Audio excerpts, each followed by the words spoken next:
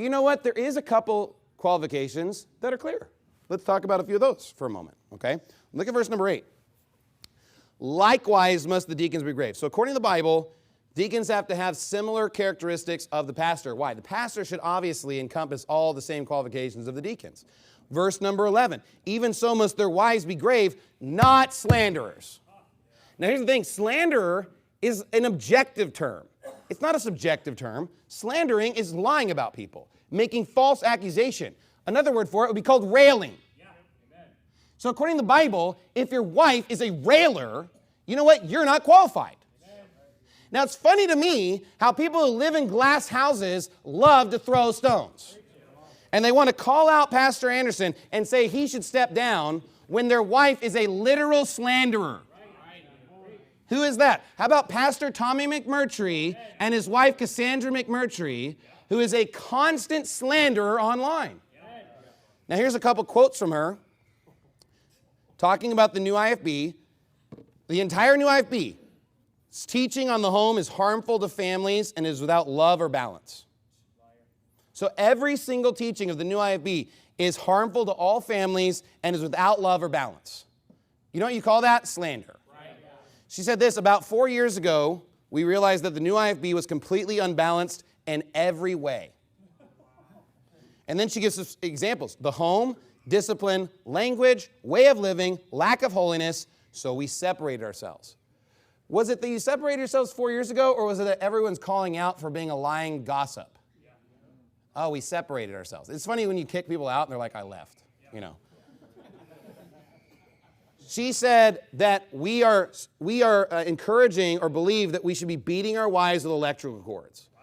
Which here's the thing, I don't know anybody that does that, including Pastor Anderson and his wife, because they've explicitly said this never happened, folks. Here's another one. They said that we, like me and some of our friends, we've now eliminated everybody from us, and we're going to live in a tiny echo chamber of insanity. Which this is funny to me. Because I'm like, okay, let's take you and all your pals. Let's take Pastor McMurtry, Joe Major, Michael Johnson. Let's take all these people, and let's add all their church up together and see if they even are half the church of Faithful Word Baptist Church. Let's see if they're half of the church of Steadfast. And then we live in a tiny echo chamber of insanity. That's interesting. What kind of, I mean, you must be in a really tiny echo chamber then. Oh yeah, also Pastor McMurtry said this, that we're all Kool-Aid drinkers. And that we also encourage beating wives with electrical cords. But here's the thing about that. I actually had a physical conversation with Tommy McMurtry over the phone.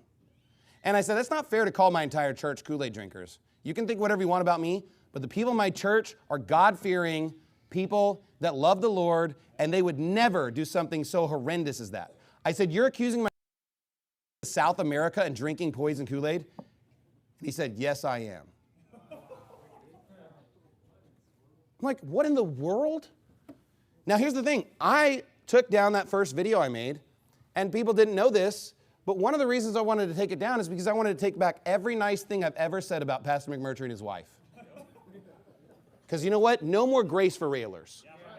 And you know what? I'm sad that I ever extended grace in an olive branch, but you know what? He contacted me and he called me a few years ago complaining about how I had proven that he was extorting Pastor Thompson and lying and doing all this weird stuff.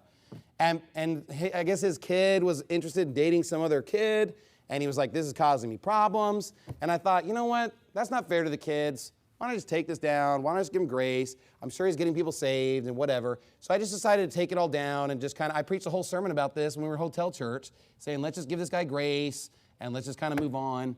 And I did. I don't remember after that sermon ever preaching about him, bringing him up, talking about him, or caring about him. He basically doesn't exist. But you know what he does? He goes and lives in his really tiny echo chamber and gets no attention ever. And then he says, you know what, I'm tired of getting no attention, so I'm just going to go rail on and attack the new IFB to get some more attention again.